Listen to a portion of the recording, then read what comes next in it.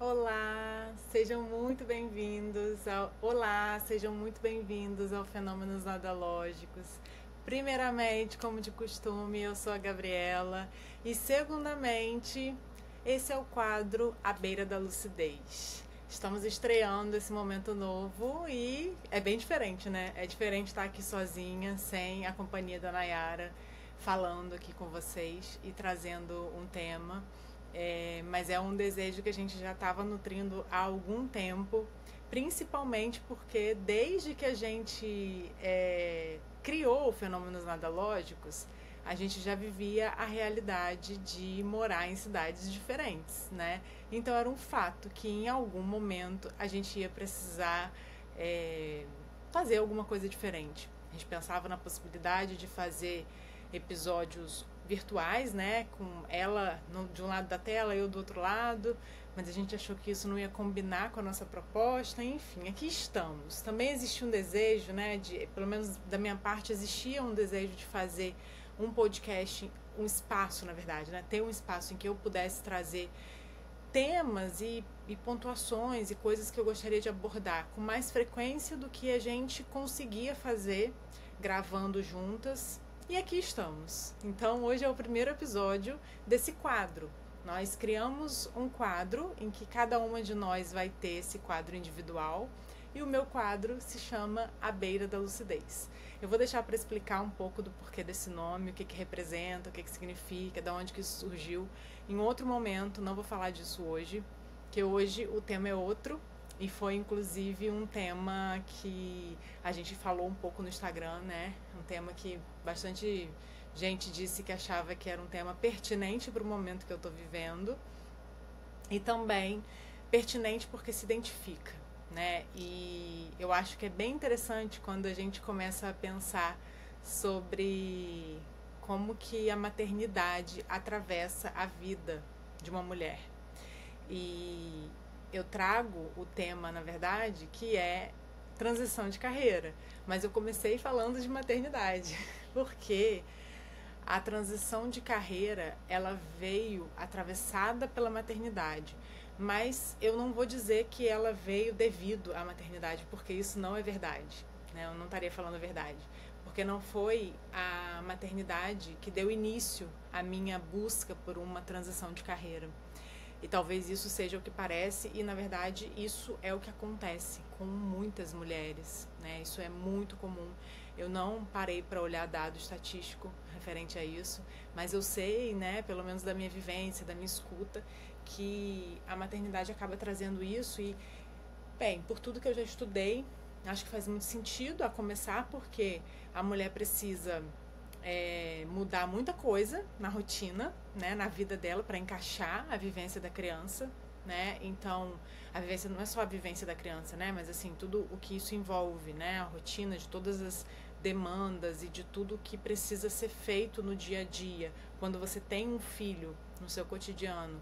E mesmo que você tenha uma rede de apoio, seja ela uma rede de apoio que faz parte da sua família ou uma rede de apoio paga, ainda assim você precisa de muito, você precisa se dedicar muito e fazer muito, né? Porque é uma demanda principalmente mental gigantesca, que em sua maioria é um papel que na nossa sociedade ele foi delegado para a mulher, que não significa que é um papel da mulher, mas historicamente ele ficou tão sendo determinado, né? Eu vou dizer que foi tão sendo jogado para a mulher esse papel que os homens não aprenderam, talvez por comodidade, por conveniência, mas também por uma questão histórica, né?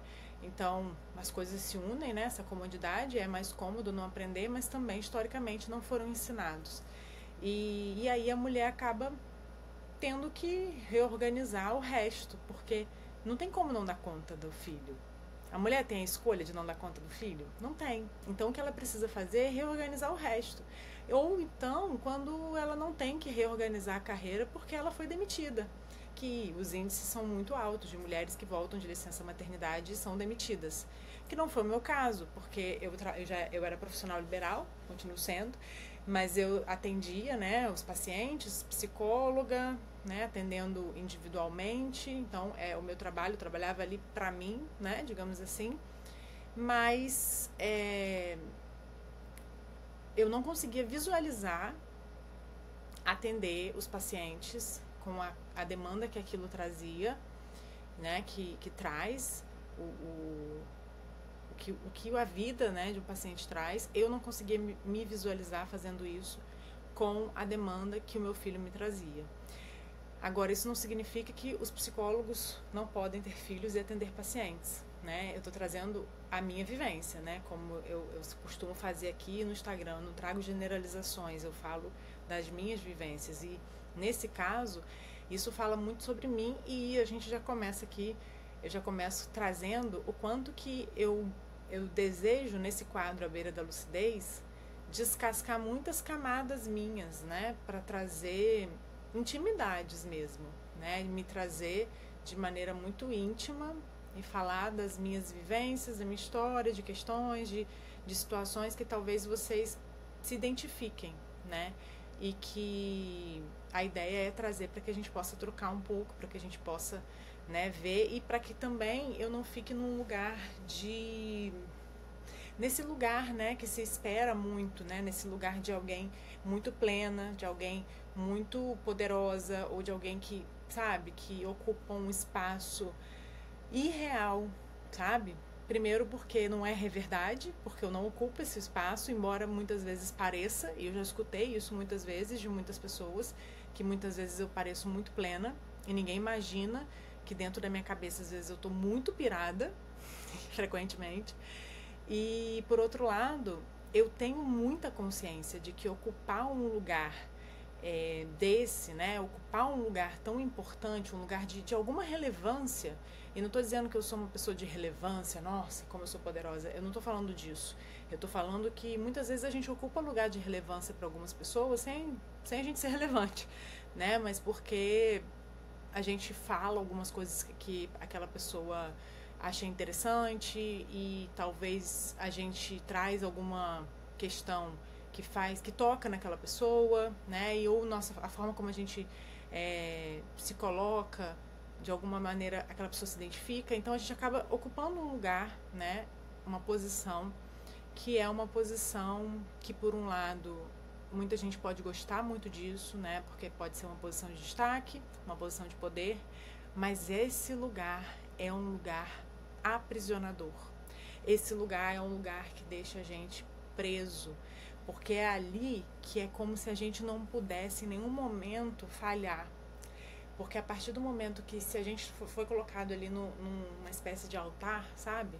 No momento que a gente se desloca dali e a gente escorrega, ou a gente, né? Quando a gente não atende a expectativa que criaram em cima da gente, né, naquele lugar que colocaram a gente, que não fomos em nós que nos colocamos, é muito cruel, né? É muito cruel das pessoas, né? E é muito cruel internamente também, né?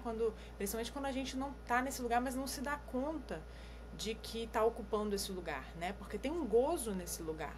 Esse lugar, ele é um lugar muito interessante também, porque ele é um lugar de prestígio, né? Ele é um lugar em que você está ali, às vezes, recebendo muitos holofotes, você está recebendo, sabe? É um lugar, né? Muita gente quer estar nesse lugar. Muita gente não quer estar, mas muita gente quer estar. E estar nesse lugar custa caríssimo, né? Então, nem sempre a gente está nesse lugar porque a gente buscou, nem sempre a gente está nesse lugar porque a gente gosta de estar nesse lugar, mas muitas vezes a gente acaba estando nesse lugar. E eu acho que muitas vezes eu acabei estando nesse lugar, não por escolha, né? Mesmo que eu sempre tenha gostado desse lugar de falar, né? De comunicar, de falar minha opinião e de debater e tudo mais, eu não tinha noção, né? Porque a gente amadurece, ao longo do tempo a gente vai descobrindo as coisas, mas eu não tinha noção de que quando você faz isso, você também traz junto, né? Junto com isso vem no combo esse outro lado, né? Possivelmente, né? Pode ser que não, pode ser que você comece a falar e ninguém escute você também, mas pessoas me escutaram, né? E aí veio isso tudo. Mas falando disso, né? Para dizer sobre esse processo, né? de estar ali naquele lugar e decidir não estar mais, né? Então, o lugar do psicólogo é um tanto esse lugar, né? E é um lugar que demanda muita responsabilidade. Então, quando eu falei, né, do como que esse lugar é um lugar perigoso, né, é um lugar complexo, ele é um lugar que demanda muita responsabilidade, porque a gente cuida de vidas, a gente cuida de histórias, né? Quando alguém chega na frente de um profissional e abre a sua história para ele, a pessoa está abrindo uma caixinha de Pandora e às vezes a pessoa contou, sei lá, uma coisa mínima, sabe, de tamanho de conversa, uma frase, e que as outras pessoas acham que não foi nada demais, mas para aquela pessoa pode ter sido algo muito gigantesco. E que o profissional que está ali do outro lado, ele que escutou, ele está guardando um segredo, ele está guardando uma história, ele está guardando um monte de memória, ele está guardando um monte de afetos, de desafetos, ele está guardando um monte de coisa que em geral a gente não tem nem noção do que é aquilo, né? Porque o paciente chega e a gente não tem noção do que ele está trazendo. Vocês têm noção disso, quem não é psicólogo? Que quando a gente está ali, né, e aí um paciente marca a consulta, é uma página em branco, gente, que está chegando, sabe? E a gente está ali sentado e aí vem alguém que a gente não faz ideia. Tem muito profissional que inclusive pede para preencher uma ficha, queixa principal e tal, falar ali o que é que está, né, mais ou menos acontecendo. Eu nunca fiz isso, não fazia parte da minha prática. Eu sempre recebi a pessoa em branco e fiz questão de receber a pessoa em branco, porque eu quero conhecer a pessoa a partir da fala dela, da história que ela vai me contar. É ela que me conta quem ela é. Não é um papel, né? Não é uma pergunta que eu fiz num papel, numa anamnese, que ela nem me viu, que ela nem entrou em contato comigo, que ela já vai responder. Ela precisa primeiro estar comigo, a gente precisa se olhar, né? A gente precisa sentir, né, um ao outro ali, porque a terapia, dentro do que eu entendo, dentro da minha abordagem, né, e dos meus estudos, é um encontro, né? O trabalho terapêutico é um encontro dentro da minha abordagem. Então, a gente está ali e a gente recebe esse outro e aí a gente ouve um monte de colega falando, né? Nossa, esse caso é mais complicado, esse caso é mais tranquilo. E é isso, a gente pode receber uma história de vida de alguém que tenha uma história carregada de muitos traumas, de muitas questões, né? Ou a gente pode receber alguém com uma história de vida que não tinha tantas questões, que não tinha tantos traumas, né? Que era uma história de vida, né? Enfim, eu não tenho nem o direito de dizer que era mais tranquilo, porque eu acho que não é assim que a coisa funciona, né? Mas quero dizer que ali no trato, né? A gente não sabe o que vai chegar. Inclusive, a gente não sabe o quanto a história desse outro, né? Esse outro que chega, a gente não sabe o quanto dessa história tem a ver com a nossa ou não, né? O quanto a gente pode se misturar e se identificar, e, enfim, esse lugar, então, do psicólogo é também um lugar um tanto complexo. E aí, quando eu conto da minha transição de carreira, eu preciso voltar lá, então, para falar que essa ideia de fazer uma transição de carreira ela não começou com a chegada do Joaquim e nem com a chegada da gravidez. Ela começou já tem bastante tempo. Mas ela não tinha esse nome, ela não se chamava transição de carreira. Primeiro porque eu não tinha coragem de falar que eu queria mudar de profissão. Quem já viveu uma transição de carreira, eu acho que pode identificar um pouco disso, né? É muito difícil falar que a gente quer mudar de profissão. E eu vou dizer por que pra mim era tão difícil. Era difícil porque, primeiro, a psicologia, pra mim, ela foi um troféu, um prêmio, uma conquista, uma coisa assim. Não, na verdade não. Na verdade, eu vou até rever essa minha fala aqui. A psicologia, pra mim, ela foi como um grande presente. Sabe você não poder devolver presente? Então, era meio que isso. Porque a psicologia, ela não era uma realidade tão possível na minha história, né? Assim, os meus pais não têm graduação. Meu pai não fez graduação, minha mãe não fez graduação, ninguém estudou, né, ali na minha família nuclear, né? Eu sou a irmã mais velha, meu irmão mais novo que eu, 7 anos mais novo que eu. Nem o meu pai, nem a minha mãe fizeram faculdade. não estava dentro dos planos eu ir para a faculdade. Né? Isso é uma coisa que na escola, né, os professores falaram, eu estudava no que hoje é o Instituto Federal Fluminense, naquela época era o Cefet. Os professores falaram de ir para a faculdade, e como eu estudava numa escola técnica, era natural ir fazer engenharia, né? Era natural ir fazer, a gente estava no boom do petróleo naquela época, era ali 2000 e... Que época que eu entrei na faculdade? 2005? Não, 2005 não, 2008. 2008, isso mesmo. Eu tinha 17 anos quando eu entrei na faculdade, fiz 18 em junho. Então eu entrei na faculdade muito nova. Só que eu estava encasquetada que eu queria fazer psicologia. Queria fazer psicologia, encasquetada. Eu não sei de onde, eu não sabia de onde eu tirava. Eu só sabia que eu queria fazer psicologia e os professores, eles tentavam tirar isso da minha cabeça, porque eles falavam que eu ia morrer de fome. Imagina, em 2008, uma pessoa querer fazer psicologia, né? A gente está falando de outra era. Psicologia hoje é outra coisa, tá? Então, eles tentavam me jogar lá pro petróleo. Então, vou fazer medicina, né? Era meio que isso. E eu firme ali forte, fazer psicologia. E minha família não tinha grana, não tinha universidade pública. Hoje tem a UF em Campos, mas não tinha universidade pública e minha família não tinha grana para pagar essa faculdade. Mas assim, eu sempre fui da pessoa do que eu vou dar um jeito. Fiz vestibular para Estácio, fiz Presicenza, dei um jeito lá de conseguir bolsa. Consegui bolsa para fazer a faculdade no Presicenza e fiz a faculdade com bolsa de 90%. Vocês têm noção do que é fazer faculdade particular com bolsa de 90%? Isso tem uma série de implicações, mas a maior delas é que eu ganhei na loteria, né? Então, percebe que com toda essa história, eu consegui fazer e virar psicóloga. Já foi assim, uau, sabe? E aí, vamos parar aqui. Mas aí, né, corta para. Me formei.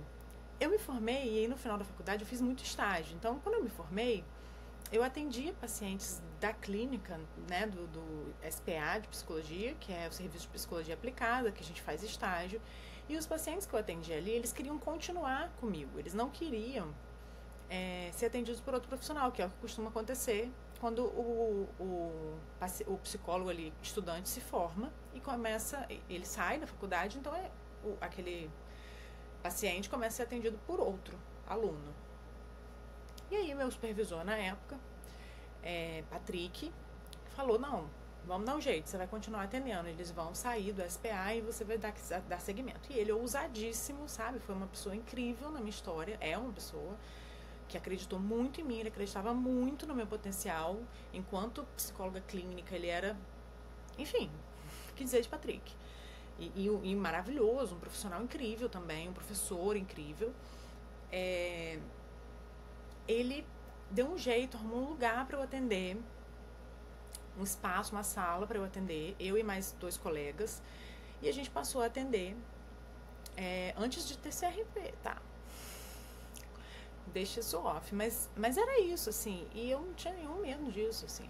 E ele falava, se falar alguma coisa, vocês são meus supervisionandos, vocês são meus alunos, eu estou supervisionando vocês, então vocês ainda são alunos, vamos considerar que vocês continuam sendo alunos.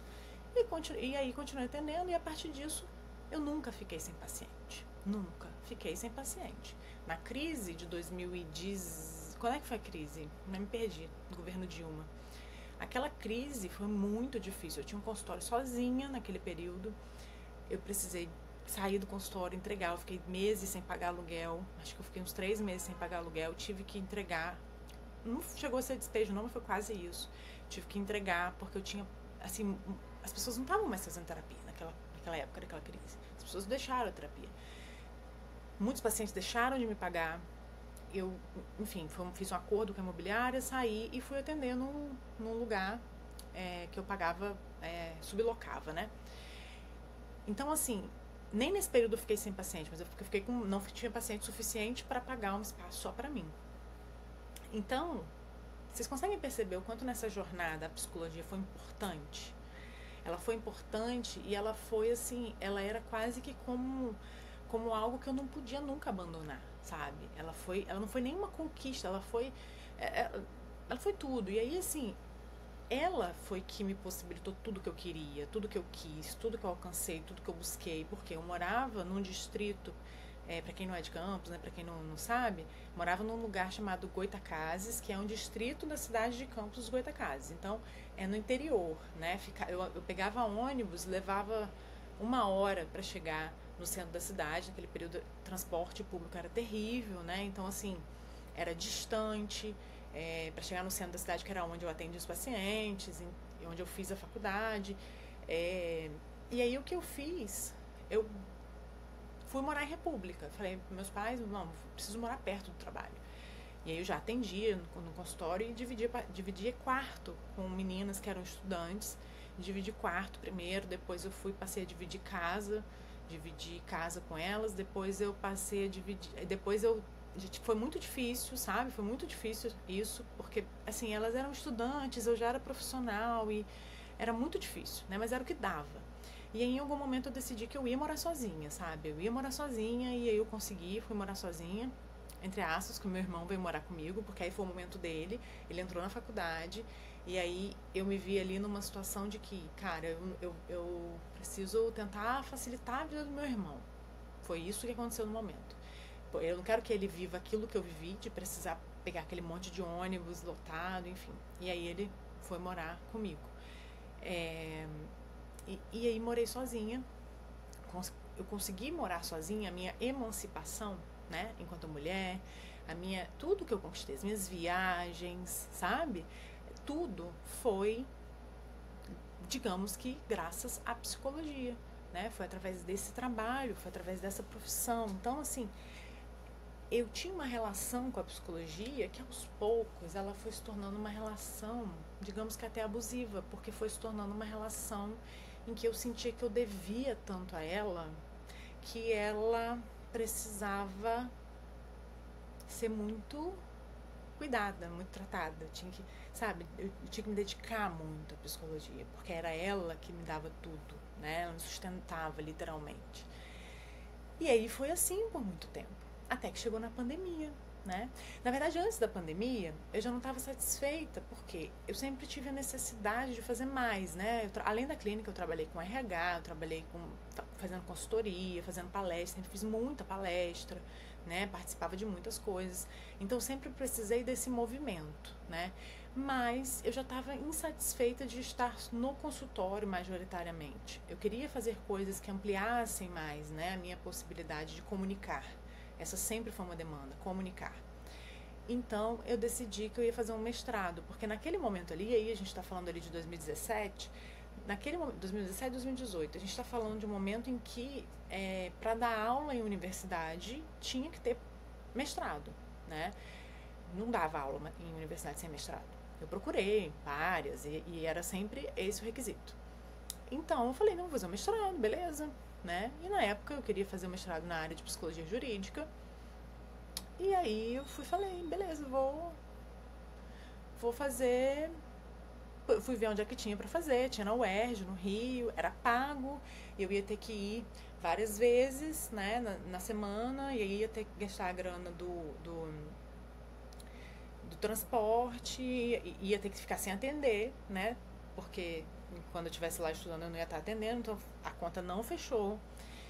E descobri esse mestrado em Portugal, que era um mestrado que ele era para brasileiros e que ele era no período de férias deles lá, que é no verão, né, que é período de junho, julho, e que era uma imersão de 40 dias, a gente ia 2 vezes, 2 anos, 40 dias de aula diretão, e depois a gente fazia dissertação à distância, pesquisa, né.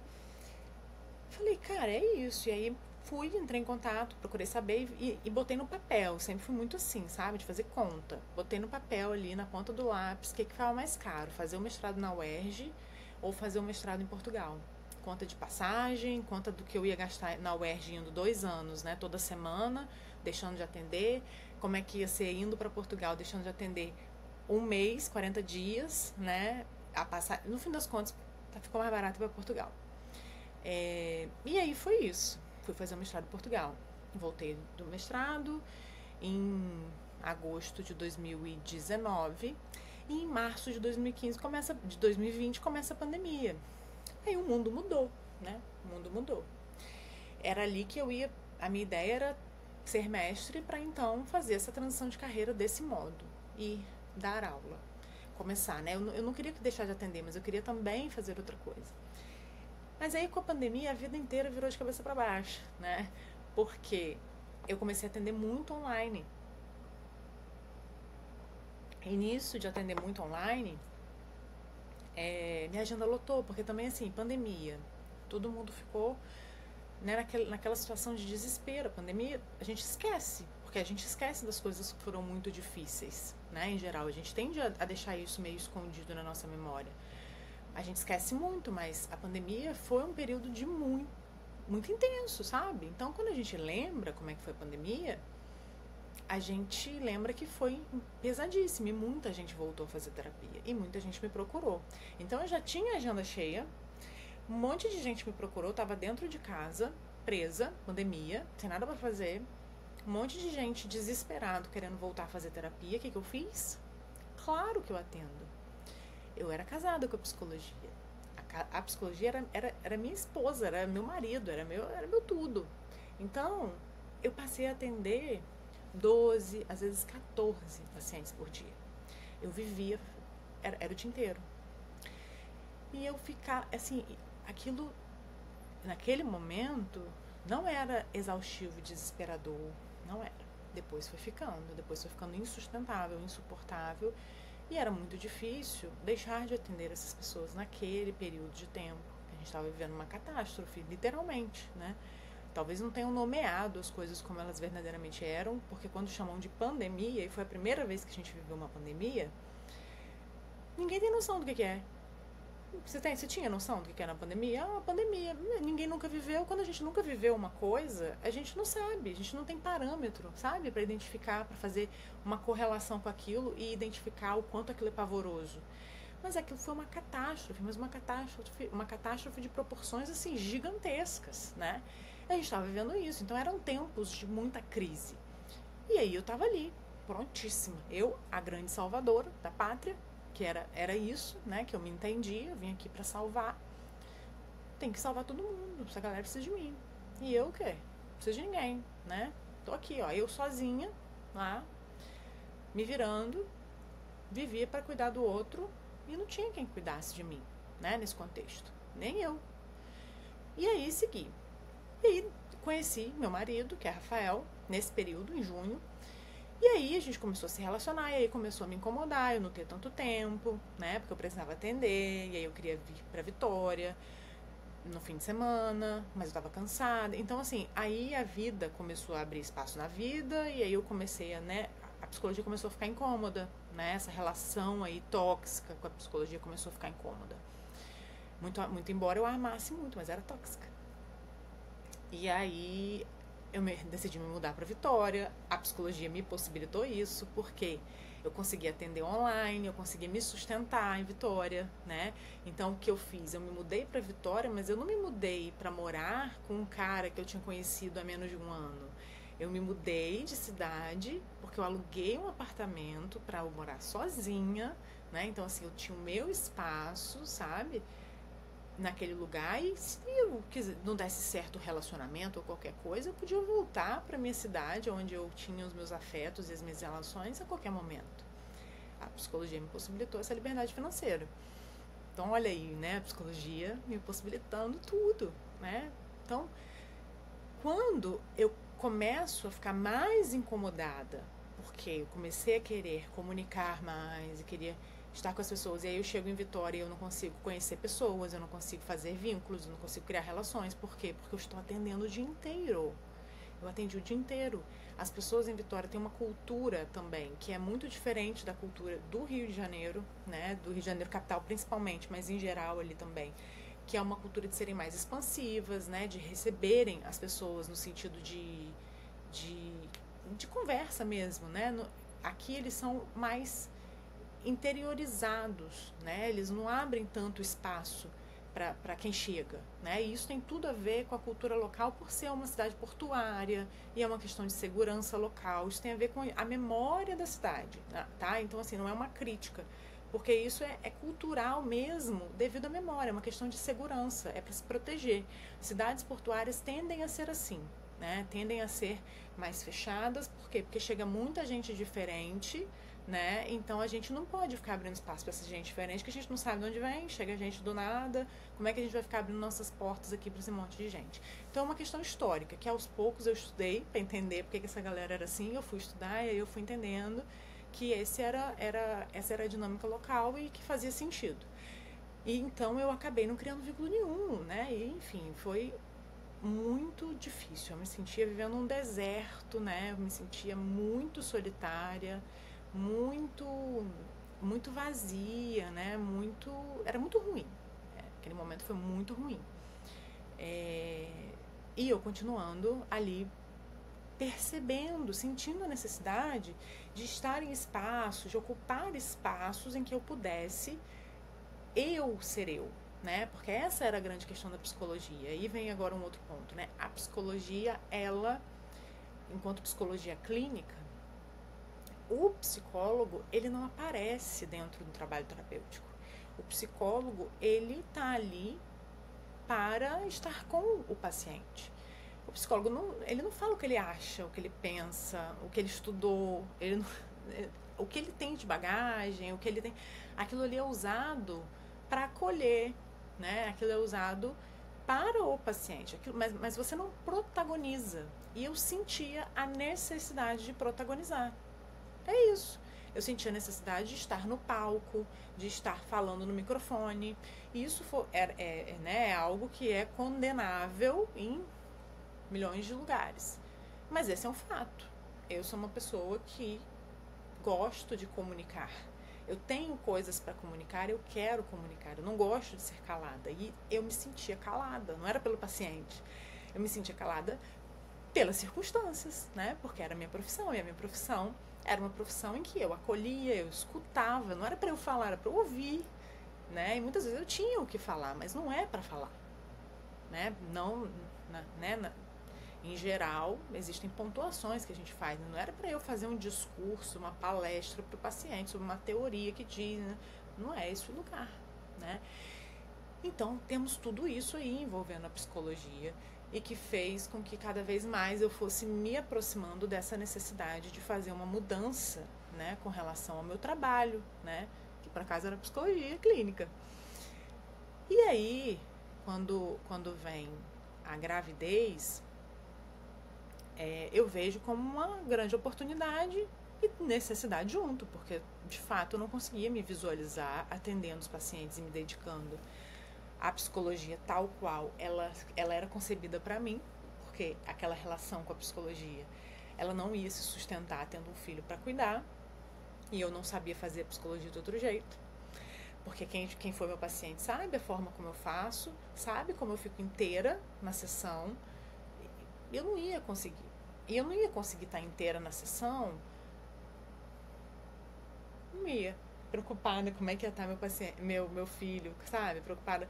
Olha que interessante, né? Eu acabei de fazer segundo a psicanálise, um ato falho aqui, né? Eu falo como ia estar meu paciente. Eu troquei paciente com filho.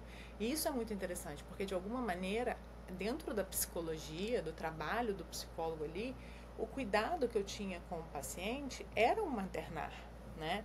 Então, assim, eu tinha tantos filhos que eu cuidava, que quando chega para mim um filho que saiu da minha barriga, que eu pari, eu não dava conta, né? Não dou conta mais de cuidar desses outros filhos de outras mães, né? É meio que isso. Então, eu preciso cuidar do meu agora. Peraí, deixa eu cuidar do meu. Isso tudo é muito simbólico, é muito simbólico.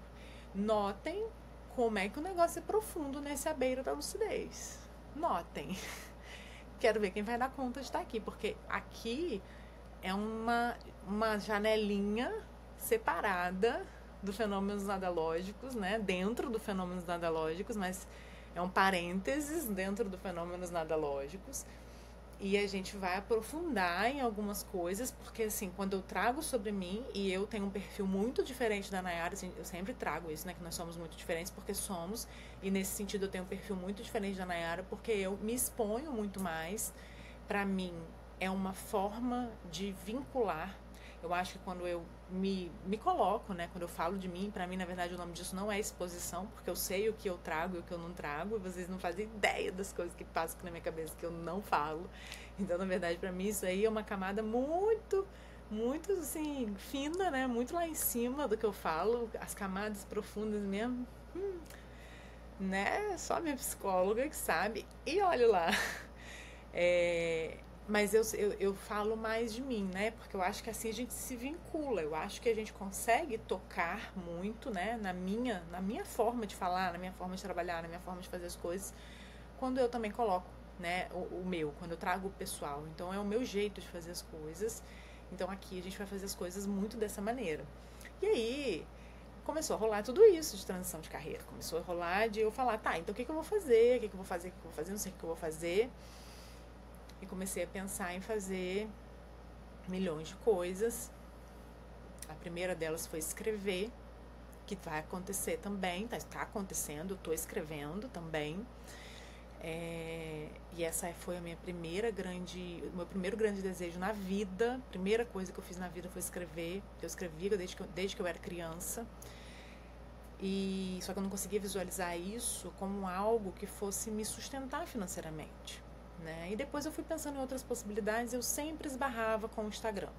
Eu tentava fugir do Instagram, esbarrava com o Instagram, tentava fugir do Instagram, esbarrava com o Instagram. Fiz um mapa de carreira com a Sara, que é minha amiga, que é astróloga, e ela falou muito sobre essa coisa da comunicação, que era coisas que eu já notava em mim devido ao autoconhecimento, né? Porque é muito tempo que eu faço terapia, então eu tenho muito essa noção de mim mesma. São muitas investigações. E tinha isso, eu tô olhando a hora aqui, porque tem o Joaquim esperando, né?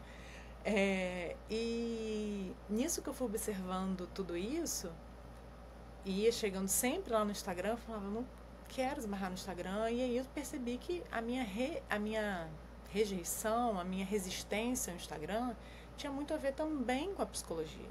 Tinha muito a ver também com a resistência da instituição psicologia, né? Com a crítica dos próprios psicólogos e da instituição a essa exposição, né?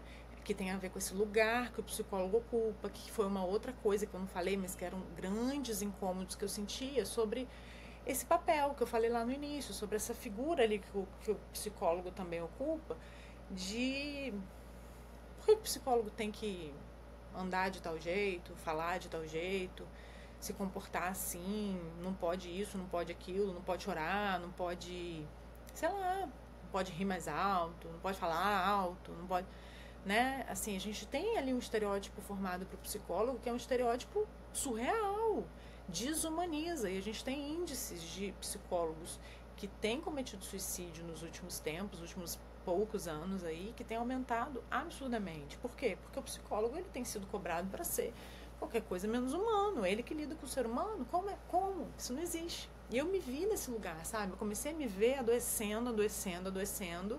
adoecendo psiquicamente, cuidando de outras pessoas, deixando elas bem, e eu ficando mal, porque eu tinha que estar ali sempre assim. Sempre bem, o paciente me perguntava assim, oi, tudo bem? E eu respondia, tudo bem. Eu ia falar o quê? Não, hoje não tá tudo bem. Não era o meu lugar de falar que não tá tudo bem. Por quê? Porque o psicólogo não podia ser humanizado, né? E existe muito isso, enfim, mas esse não é o ponto de hoje. Mas, então quando a gente chega nisso, a gente vê que eu tinha uma relação muito complexa com a psicologia ao longo desse tempo, mas só fui percebendo isso mais recentemente, né? Ainda ao longo dessa investigação também que eu fui fazer para fazer uma transição de carreira, e fui tentando descobrir o que eu ia fazer então, né? E esse o que eu ia fazer então, ele também foi um ponto bem complexo. Por quê? Eu poderia ficar sem trabalhar por um tempo, né? Porque a gente se organizou financeiramente para isso, eu e meu marido, para eu ficar sem trabalhar um tempo. E eu tentei, mas eu não fiquei em paz. E isso é um tema para outro episódio. Não vou me aprofundar nisso hoje, mas porque eu acho que é muito interessante, é longo pra gente falar sobre isso, e é um tema muito válido.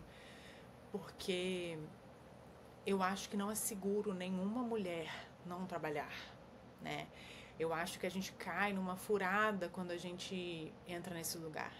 Ah, Gabriela, mas a gente também entra numa furada quando a gente tem um filho e o homem continua trabalhando, ele continua tendo as relações dele no trabalho, quando ele continua vivendo a vida dele, a gente fica cuidando do filho, a gente continua trabalhando e ele não faz as coisas da casa, ele também não faz as tarefas do filho como a gente faz, e aí a gente fica sobrecarregada, exausta, acabada, tendo trabalho, jornada de trabalho dupla, tripla, e o homem fica muito melhor que a gente.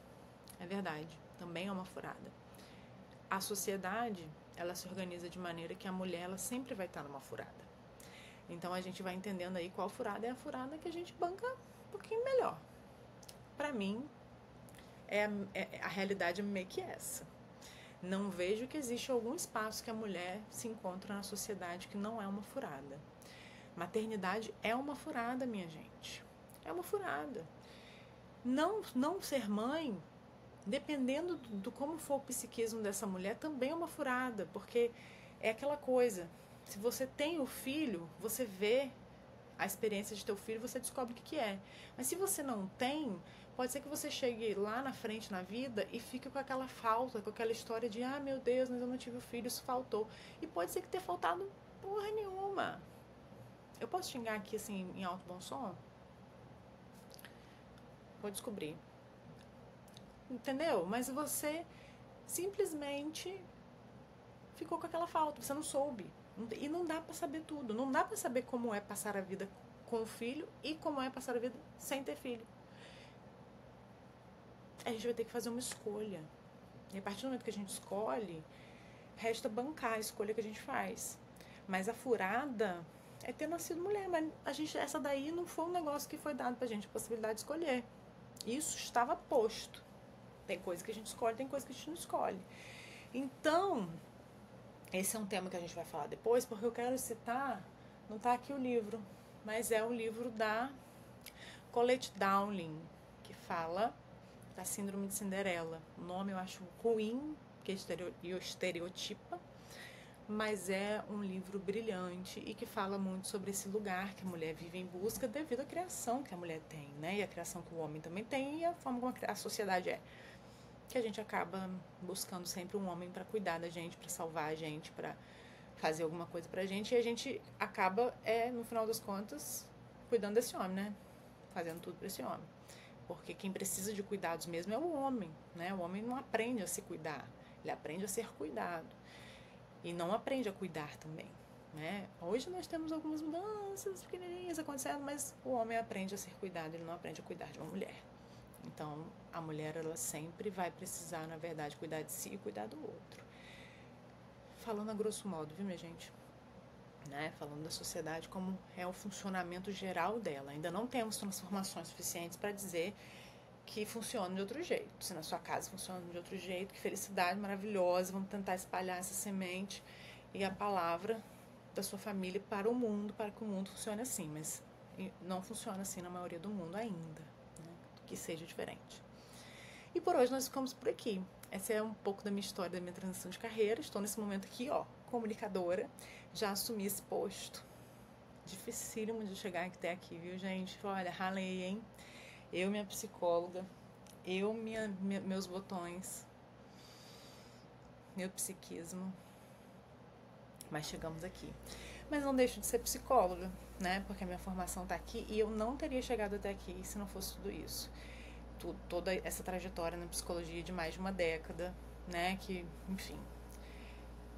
Não quero deixar de ser psicóloga, eu só quero ter um tempo para arrumar algumas coisas enquanto realizo outros desejos, porque são muitos desejos e a psicologia, ela me sustentou tanto e foi através dela que eu consegui alcançar tanta coisa. E muitas dessas coisas foram para sobreviver.